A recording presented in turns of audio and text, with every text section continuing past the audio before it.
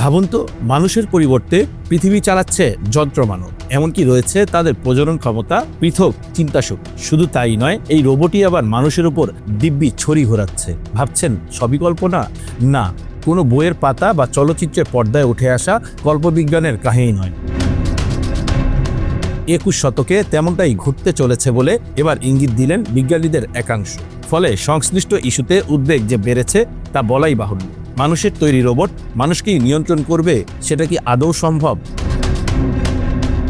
একটি উদাহরণের সাহায্যে বিষয়টি বুঝে নেওয়া যেতে পারে। সম্প্রতি ব্যাঙের জীবন্ত কোষ বা স্টিম সেল ব্যবহার করে বিজ্ঞানীরা তৈরি করেছেন একটি বিশেষ ধরনের যন্ত্রমানব। সেটা নিজের থেকেই কোষ সংগ্রহ করে আরও রোবট তৈরি করতে পারে। এই খবর প্রকাশ্যে আসতেই দুনিয়া জুড়ে পড়ে যায় শোরগোল। গবেষকদের কেউ কেউ একে যন্ত্রমানবের বংশবৃদ্ধি বলে উল্লেখ করেছেন। এমনটা শুধু রোবটের দুনিয়ায় ঘটছে ভাবলে ভুল হবে। দীর্ঘদিন ধরেই ক্লোন তৈরি করতে পারে এমন কৃত্রিম মেধা প্রযুক্তি নিয়ে কাজ করছিল মেটা ও আলিবাবার মতো টেক জায়ান্ট। অবশেষে সেখানে সাফল্য এসেছে বলে বিভিন্ন মাধ্যমে খবরও প্রকাশ হচ্ছে।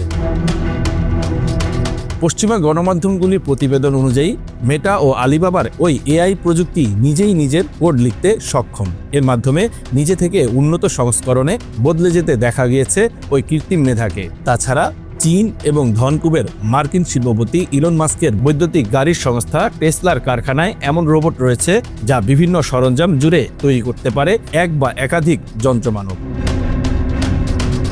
বিজ্ঞানীদের অনুমান 2050 সাল নাগাদ সারা পৃথিবীতে রোবটের সংখ্যা দাঁড়াবে কম বেশি 100 কোটি। অনেকেই একে প্রযুক্তির সবচেয়ে বড় বিপ্লব বলে মনে করছেন, যদিও একাংশের ধারণা এর জেরে উল্টো মানুষের বাড়বে চ্যালেঞ্জ। কারণ কারো সাহায্য ছাড়াই যদি মেশিন চলতে পারে এবং বংশবৃদ্ধি করতে পারে, তাহলে পৃথিবীতে অবাঞ্ছিত হয়ে পড়বে মানুষ। Bangla affairs news desk.